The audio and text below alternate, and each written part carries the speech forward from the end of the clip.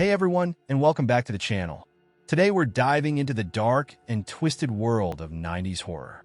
This decade gave us some of the most iconic and terrifying movies ever made. But we're not talking about the usual suspects here.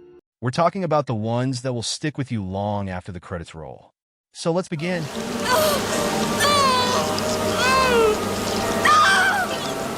Candyman. So, there's this grad student named Helen, super into urban legends. She's digging into this creepy story about the Candyman, this ghost who kills you if you say his name 5 times in front of a mirror. It's all happening in this rough neighborhood called Cabrini Green.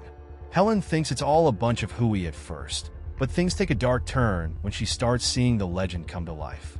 People are getting murdered, and it seems like everyone's blaming this Candyman guy. Turns out, the Candyman was a real person, a man who was lynched and turned into this spooky legend. And it looks like he's not happy Helen's trying to debunk his story. Things go downhill fast for Helen. She gets framed for murder, almost dies a few times, and even ends up in a mental hospital. But she's determined to stop the Candyman and save a little kid who's been kidnapped. It's a crazy roller coaster of a story with lots of twists and turns. In the end, Helen sacrifices herself to save the kid, but she doesn't exactly rest in peace. She becomes a vengeful ghost herself, carrying on the Candyman legacy in a twisted way.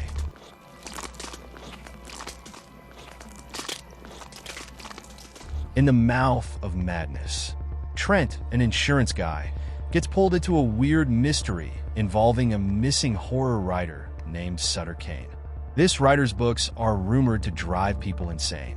Trent and his partner, Linda, end up in a creepy town that's straight out of Kane's books. Things get really strange. Time jumps, people turn into monsters, and it turns out the whole world is being taken over by these evil creatures from Kane's imagination. The craziest part? Trent realizes he's actually a character in one of Kane's stories. The world outside the asylum is falling apart, and he's seen as a murderer. When he watches a movie based on his life, he finally snaps, understanding that his whole existence is a fictional nightmare created by a sick writer. It's like a mind-bending mix of a detective story, a horror flick, and a philosophical question about reality.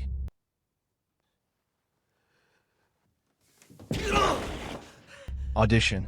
You know, Takashi Miike is one of those directors who can really mess with your head.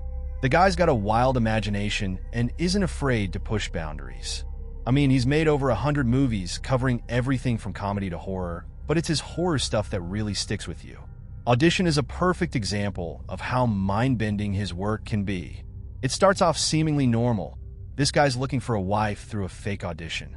But then, bam, the movie takes a hard left turn into absolute terror. It's like a slow-burning fuse that just explodes in your face. What's really creepy is how ordinary the guy seems at first. You almost feel sorry for him, being a widower and all. But then you realize he's a total creep, and the woman he picks is even worse.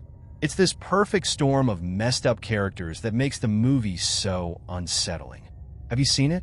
It's not for the faint of heart, but it's definitely a movie you won't forget.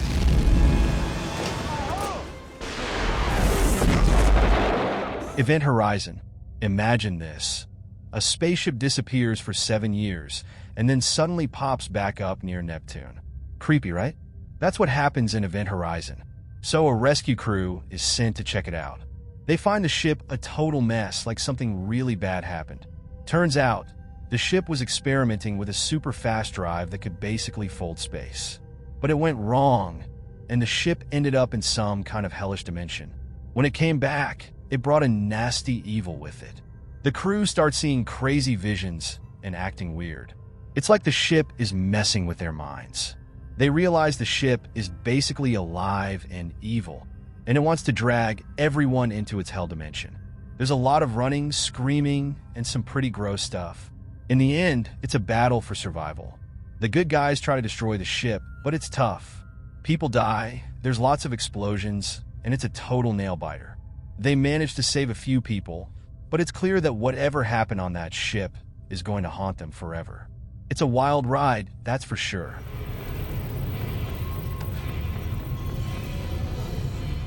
Ringu. So, there's this crazy urban legend about a cursed videotape. If you watch it, you're doomed to die in 7 days after a creepy phone call. Sounds like a horror movie, right? Well, it's not. A journalist named Reiko gets sucked into this world when her niece and her friends die mysteriously after watching a weird videotape. Reiko's determined to figure out what's going on, so she teams up with her ex-husband, who happens to be psychic.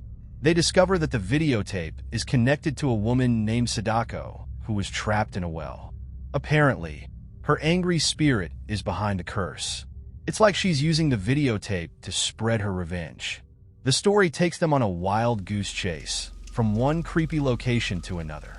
They face all sorts of scary stuff, like ghostly apparitions and eerie phone calls. It's a race against time to break the curse and save Reiko's son.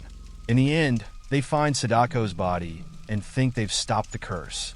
But just when they think they're safe, things take a terrifying turn. Sadako's spirit comes back with a vengeance, and Reiko has to come up with a last-ditch plan to save her son.